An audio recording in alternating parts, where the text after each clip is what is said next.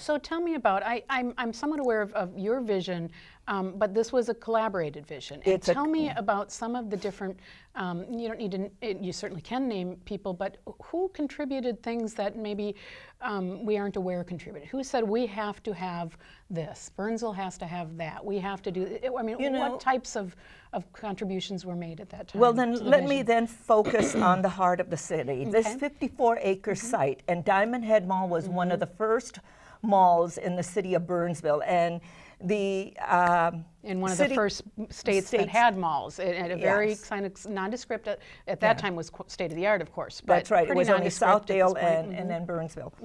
So at that time, the early vision of our forefathers at that time was to create this area that's now the heart of the city as the downtown, because if you remember, Burnsville is a community that was a farming community, and it was out of farms that we developed.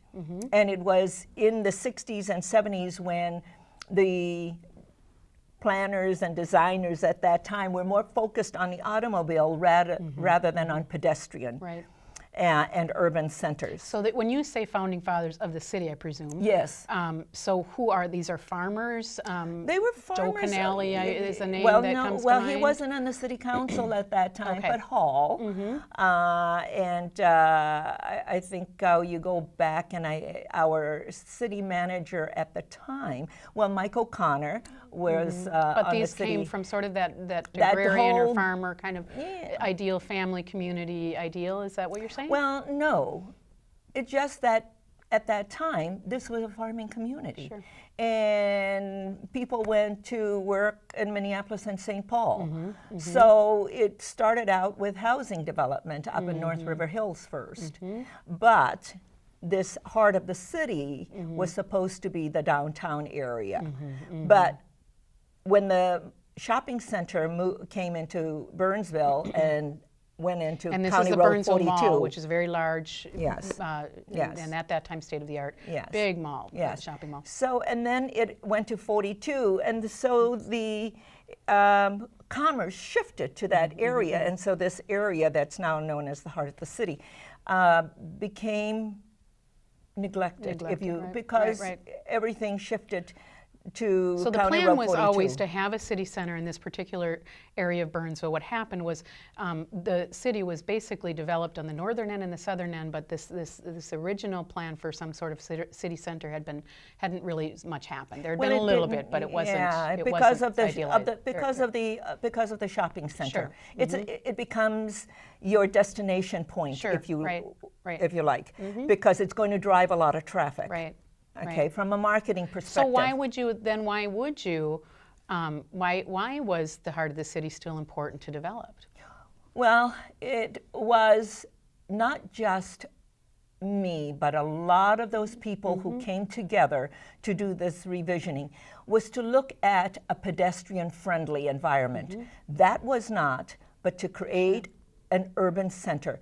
Another choice for the people of Burnsville, because in Burnsville you can choose to live in your suburban environment, have your 10,000 square foot lot and your house and so forth, or you can have a rural setting like in Southwest Burnsville. You can have an acre, 2 acre, 5, 6, 10 acre lots, so that's available there, or you can have an urban experience. And so you've got all three. So, and you have choice. You can also live on the lake if you wish, and that's a choice. But to get back to how did we convene all of these folks, people came together, and in understanding the success factors that would get us to our vision, to what we want Burnsville to look like 5, 10, 15, 20 years from now, we said that we wanted Burnsville to be a city where you can live, you can work, you can educate your children for a reasonable investment, and that it is a place that is with amenities that will enrich the lives of the people who live here. So you're doing a lot of things. This city is, some cities choose to become a destination, to your point. So we have cities in Minnesota that are on the river, like all states, the beautiful cities that tend to be more destination cities. And then we have suburbs that tend to be more places that we commute back home to. But Burnsville is a hybrid of all of these. It's all up, so there's quite a lot. Burnsville is a balanced city where you can live, work, and play. We have wonderful parks. But it was these folks, and one of the success factors or themes to getting us to where we want to be is development and redevelopment. So we needed to, the strategy is that we needed to continue to develop all of the areas that needed to be developed. Remember, we were only about 93% built out. We're now 99.5%. So we worked on development and we worked on redevelopment. And the first focus was to look at this area that was becoming crime infested. Right, right. And what was very concerning to me was the abandoned Kmart store, which is now where Cub is. And across the street from that is Eagle Ridge, which is an assisted living. And the lives of these seniors were in jeopardy if you're going to have drug transaction taking place across the street. And now we cleaned up all of that, and the heart of the city at that time was producing $246,000 in property tax. Okay. And so in doing the redevelopment of it, we put it into, we did a lot of work in engaging people. So they came in, they looked at what they want that to look like. So there were a lot of focus groups, a lot of charrettes. Then we had architectural visual charrettes. So a lot of people came in and they gave their ideas. What's fascinating is that now that really puts it together, because what this heart of the city, again, it's in the middle of this suburban community, right? And it really is a mix of so many different things. There's Section 8 housing, there's high-end housing, there's a park, there's restaurants, there's a performing arts center. There's a performing arts center. I knew you were going to get to that. We'll get to that. But there, and further, there's really an international flavor to it. And there is, I like to say, we're like a mini United Nations. There's every possible type of history and ethnicity and background even in that small area. And how does that happen? I mean, I can imagine, I have this vision of citizens going, well, I want a park. Well, I want a performing arts center. Well, and somehow or another, actually, a lot of that happened. But the international flavor is very unique, particularly because this was a very white suburb, and now it's a very richly diverse suburb. Yeah. So it is. I think, you know, when you bring people together and you have a vision, the energy within the city then comes together to focus, to move in that direction. And then people are attracted to that. And so what people don't realize is that, what I like to say is that the role of government is to facilitate the work of the public, the people. And what we do is to set a table. And then you allow the private sector. You allow the private sector to come and fill it with abundance. And that's what happened in the heart of the city. Because all of that property down there belonged to different people. The AAA owned a lot of that land, and through grants, because we knew what we wanted to do, then we were out there looking. We got a $4 million grant to buy the land for where the park is now, and the Performing Arts Center, and the parking deck. And now we have about 1.5 acres left for another use, whether that's a hotel or an office building, whatever that is. But we did this, and the first building went up in 2004. And what was that? And that was Grand Marketplace, and it's a mixed-use building. Corner, yes. And then the park. But realize 2004, we were beginning to head into this recession. Right.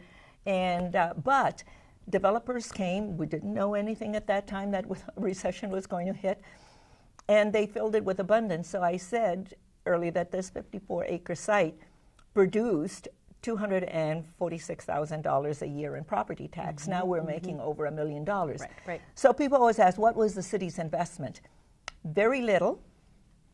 And it came from our TIF funds, our tax increment financing funds, and we did the streetscape, setting the table, and decorative lighting. So when tomorrow is Thanksgiving and people are going to come, so what you have to do is you have to set a beautiful table and everybody brings all of the But things that to fill it. streetscaping now is much of it is funded by a private community group. Am I right? No, only the lighting. Only the lighting. Okay. Only the lighting and the electricity for the winter lights. But the lighting is beautiful. Yeah, so for the it holidays is and all that so comes. Yeah, but the a big thing impact. is now we're producing over $1 million in property tax Well, because there's- all of that belongs to to private Well, owners. and again, if you go to cost, one of my favorite stories about public-private collaboration here is that there's a very large restaurant that Burnsville was able to invite to come over here from a neighboring community that they felt unloved in at that point, and you and the city really loved this restaurant up.